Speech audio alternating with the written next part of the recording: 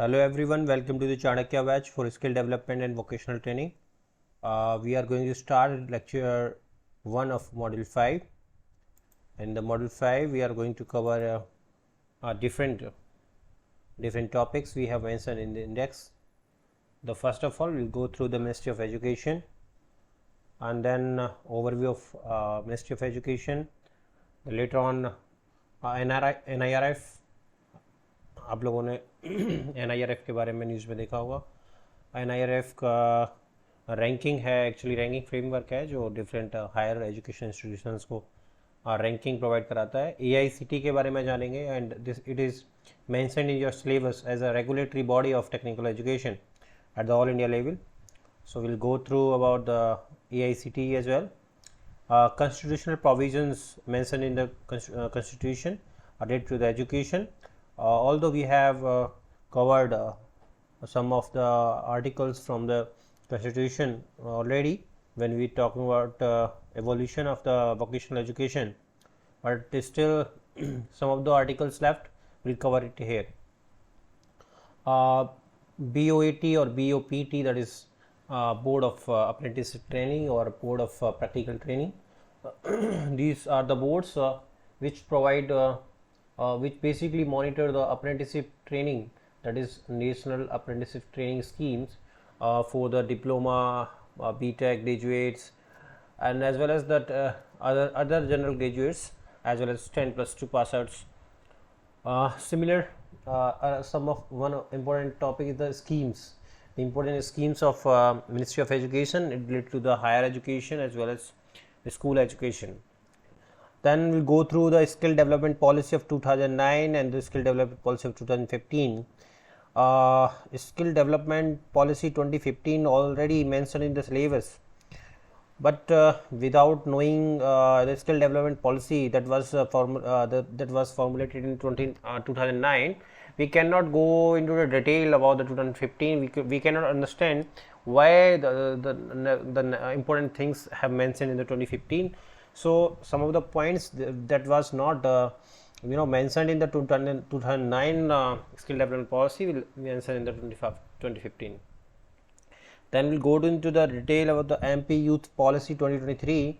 Although it's not mentioned in the syllabus, but still it's important because it is the topic of the current and specifically to MP, as well as some of the topics in this policy is mentioned for the skill development and the self-employment and entrepreneurship.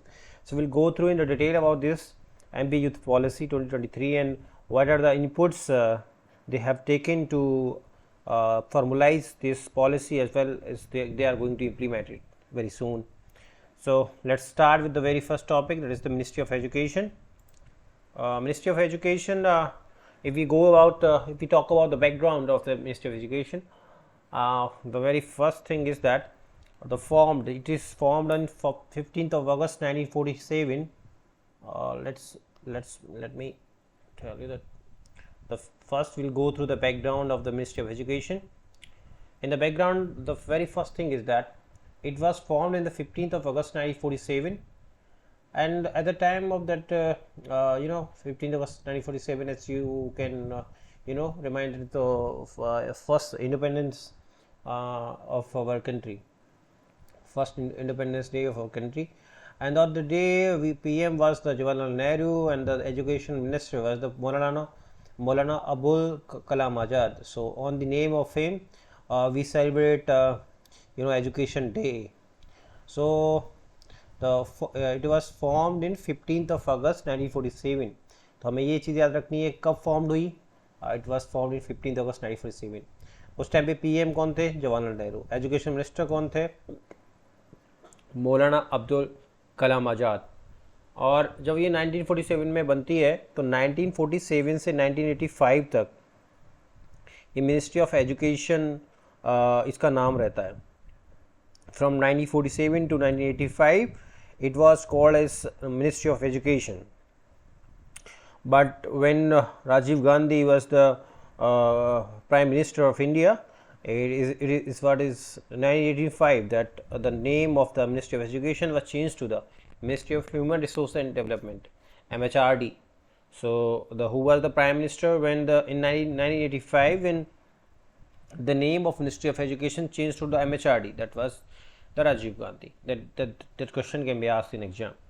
So 2020 National Education Policy, Ministry of Education again renamed to Ministry of Education from the MHRD. So it's also another important points in the part of the National Education Policy 2020. And the obviously the name of PM was the Modi that time, and Education Minister is the Dharmendra Pradhan. So this is the basic information or background talk about the Ministry of Education. You should know the all these facts, and you should mark up all these facts. It's really important for the related exams. Now next go to the Ministry of Education. Further can be divided into two parts, two departments. One Department of School Education Literacy, and another is the Department of Higher Education. So in case of Department of School Education and Literacy, it focus on the some of the school related sections like primary education, secondary education, higher secondary education. So as you can see here, the Department of School Education and Literacy basically focus on these things like primary education, secondary education, and the higher secondary education, means school education in all total. And another department which deal with the higher education, the Department of Higher Education, is basically deal with the university education, and also deal with the technical education. These are the two things the Department of Higher Education deal with. So these two things we have covered.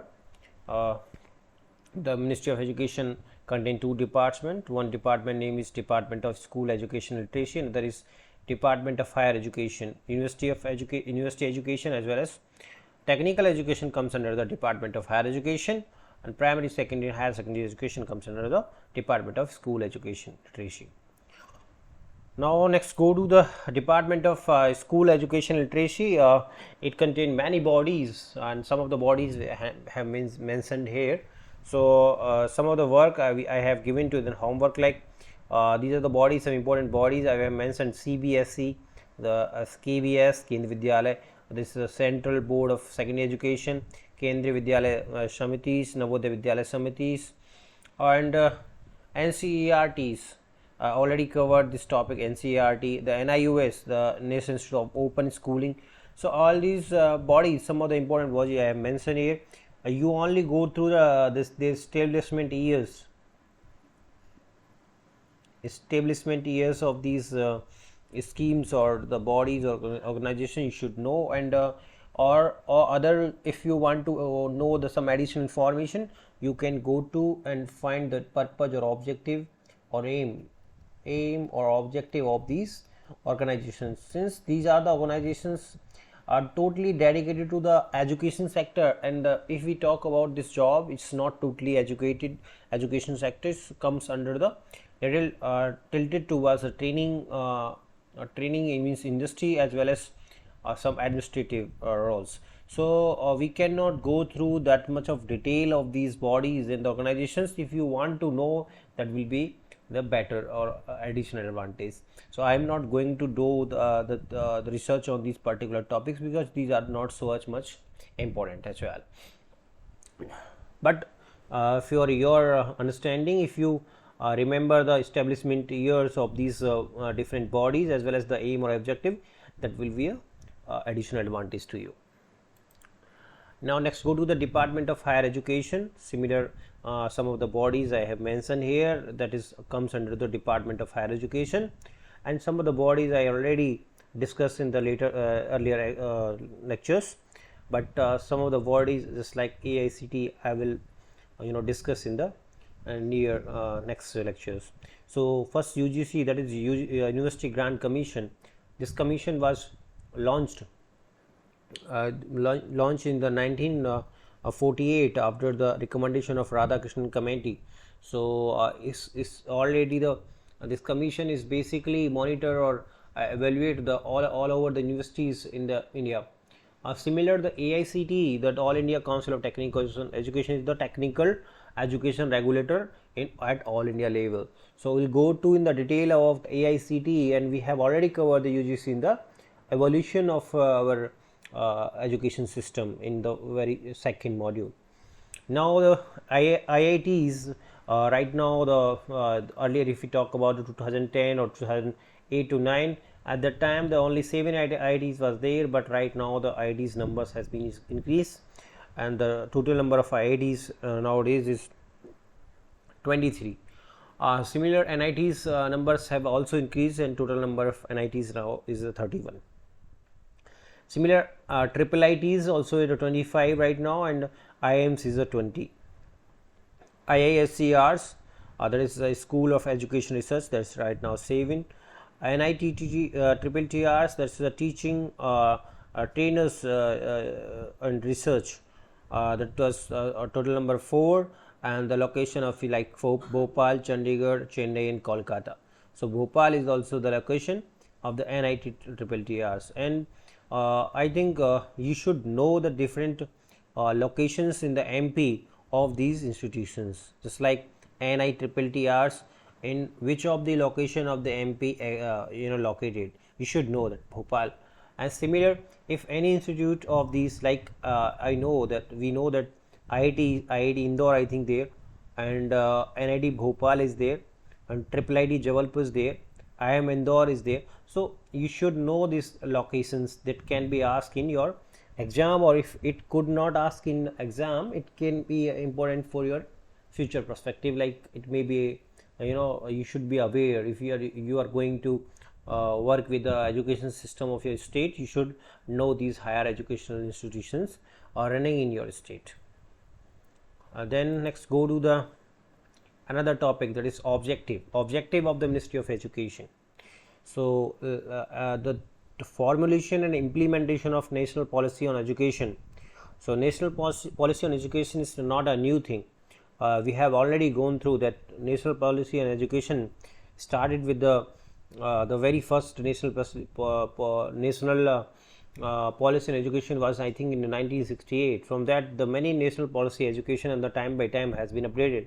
So recently in 2020, we found the Ministry of Education formulated this national policy of education 2020, and formulation is another thing, the implementation another thing. So implementation also comes under the Ministry of Education.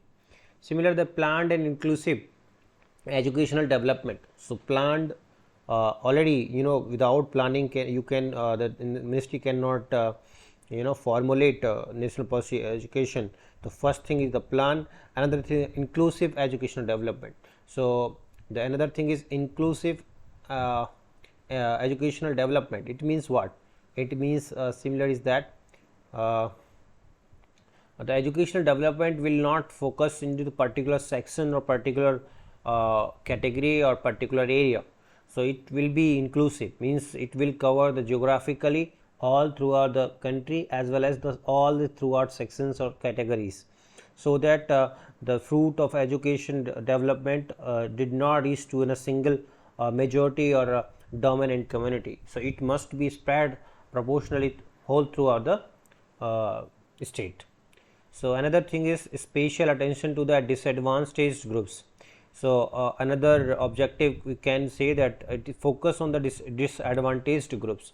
Those groups they are not getting the they are not standing the socially well, just like poor, very poor person is not able to even get the one time food a day. So how the poor family can get the education in effective way? So it's the responsibility of the state or Ministry of Education at last the poor can get the education as it is mentioned in the constitution.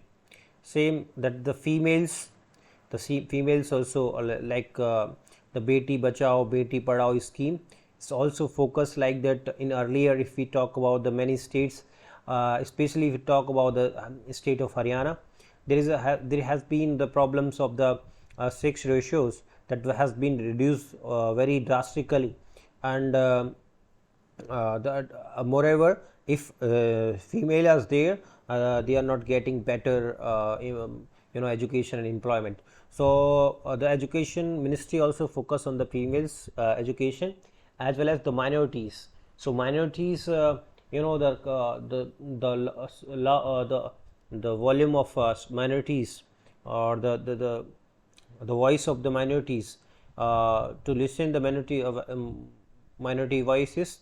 The different minority institutions has been opened as per the Constitution of India, and all the things means not exactly regulator, but the basic fund provider is working by the Ministry of Education only.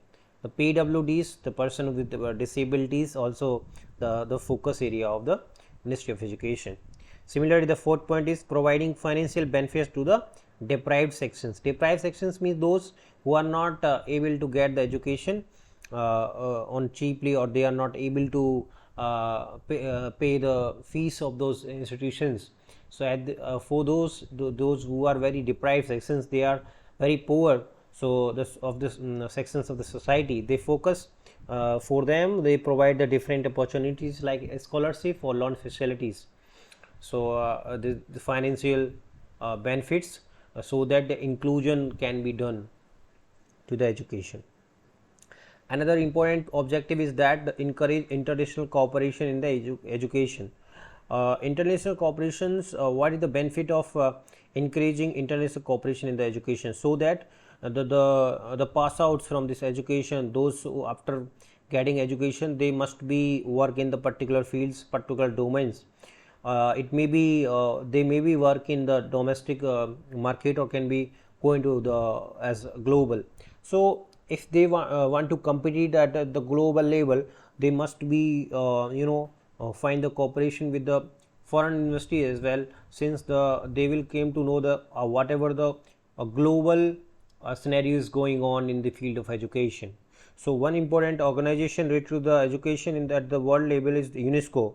Is the UN based special agency, especially working in the educational, scientific, cultural organization, the working in the education and science and the cultural field. So it is I am going to the homework to you, that go through about UNESCO, go through about the UNESCO, when it was established, what is the role of the UNESCO in the field of education, all these things. And if the international cooperation is in the education increased, what will be the happen? It will enhance the opportunity in the country, education opportunity in the country. So since the MOU and different cooperations, different types of delivery mechanism will come into the picture in the India as well, so that the education quality will be improved. So these are the some of the benefits of having the international cooperations. So now let's go to the NIRF, National Institutional Ranking Framework. So basically the higher education institutions, we have lots of higher education institutions in India or in our country. So how to rank them? So we need one framework. So for just you can see that ranking methodologies to rank higher educational institutions. So to rank higher education institutions, one methodology is needed. So this is the framework which use that particular methodology, so that the higher education institutions can be ranked as per their different parameters, like the infrastructure, the faculties, the education intake, the programs runnings, the placements, all these extracurricular activities, all these points they sum up and make the total framework on those who get the most marks, that will be ranked higher. So similarly, I think in this is the very recent topic, recent in the news, the ranking methodologies to rank in the higher education institutions covered in the NIRF. So ranking exercise involved by the NBA, AICTE and UGC. So ranking exercise is involved by the not only by the Ministry of Education, is the not a single thing. So it is the amalgamation of the different bodies. So when this exercise of NIRF is done by the Ministry of Education, so it is will be involved by the NBA, AICTE and UGC. These are the some of the bodies, they help into the NIRF. The first, it was launched in September 2015. So you should remember this date. The first launch was in September 2015, and then first published in the publishing report, the first time publishing of the report was in April 2016 by the Ministry of Education, obviously. So these two dates you should know, that you should remember this. April 2016 publication date, September 2015 that was in launch date. So the one of the homework I'm going to give you, that NIRF rankings, latest NIRF ranking, in 2023 whatever the rankings they publish in the newspapers, go to the NIRF rankings 2023 news or UPSC, right, direct UPSC. So you will get the top first thing at India level, the top institution. I think IIT Madras is there. Let's go to in the detail. No need to go to in detail. Only found the top and the MP level who is the top. So these two things, Google it and found it's going to be very helpful. So let me revise the whole the lecture. This what we have covered today. So as I have told you that module 5 we have different these are the things we are going to cover, and in the very first lecture we'll go cover the Ministry of Education. The background we have gone through. The formed in 15th of August 1947, the PM was Jawaharlal Nehru and Education Minister was the Maulana Abdul Kalam Azad.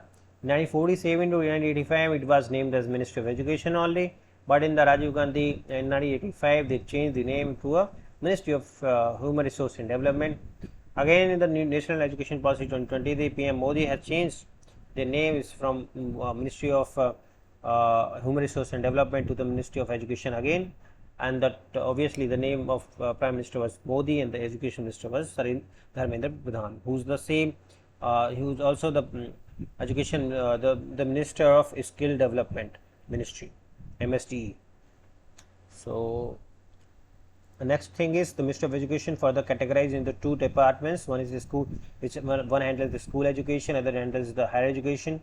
In school education, primary, secondary, higher secondary education covers. Similar, the university education covers the university education and technical education cover the higher education.